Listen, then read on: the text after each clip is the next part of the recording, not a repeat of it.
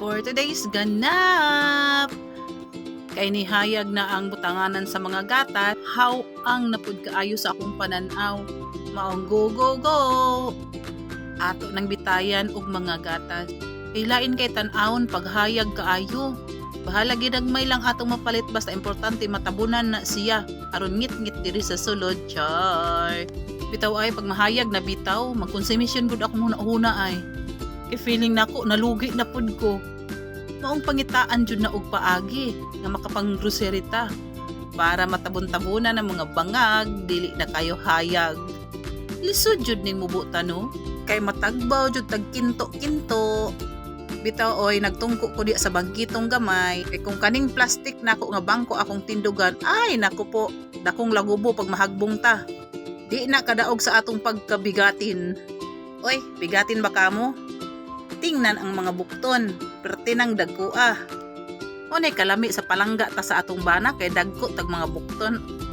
Di ara, no, ngit-ngit na ang akong pananaw. Char.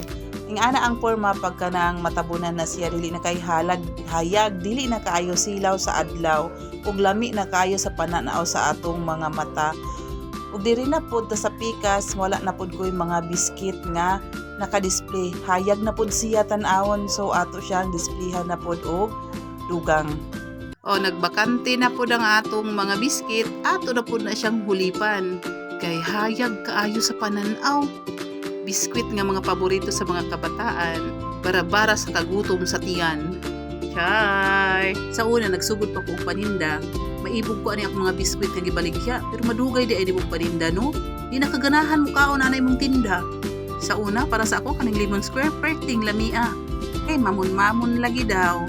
Pero pag sige nakagkaon, makasawa di ay no. Pati akong bata, di namang hilabot anak mga biskwit nga baligya. Sawa na siguro siya tanaw. Hinoon, pag magkuha siya, amo dyan ang ginabayaran. Kay mahadlok baya ko malugi no. Tagam na ko malugi. Maong karon, kada kuha lista. Ug bayad. Karong panahon na dili basta-basta nga magnegosyo ka og ginagmay. Pag ginagmay imong negosyo dali ra kay imong makita imong kalugi. Ug mintras kaya paningkamutan nga di lugion. Si kanindot kay tan-awon pagpuno no. O naganahan ako maka wala sa stress. Ug diri na punta sa mga juices nako na sa ref. Mangdakop tag piso diri nga side, mga paborito sa mga kabataan. Dali ra kay mahurot ng atong Dutch meal kay kada buntag naadjud ko'y customer nga nagapalit jud ana duha ka bata. Lami jud siguro kaayo na no kay pagabalik-balikan man jud sa mga bata no. Nahayag na pud ang atong ref mo nang butangan na pud nato na siya og mga chiburitchi pang patwinkle-twinkle sa mga mata sa mga bata. Bahala ginagmay ra atong ma-display, importante nga naadjud kay kung halimbawa naay pangitao ng mga customer natay katunol. Kung pag wala nay sulod magkonsumisyon jud ko. Batasan man gud nako dili nako gusto ang customer nga balibaran. Mao nang puslan maninda dapat kumpleto jud. Napod ko'y ginamos o akong ginamos ginabutang pud nako na sa ref para dili mamangon ug di manimaho. Kaning tindira bitaw tanong, bisag unsa lang makabutang sa atong una-una nga pwede ibaligya pa. Ops, except lang atong ginabawal or ginadili.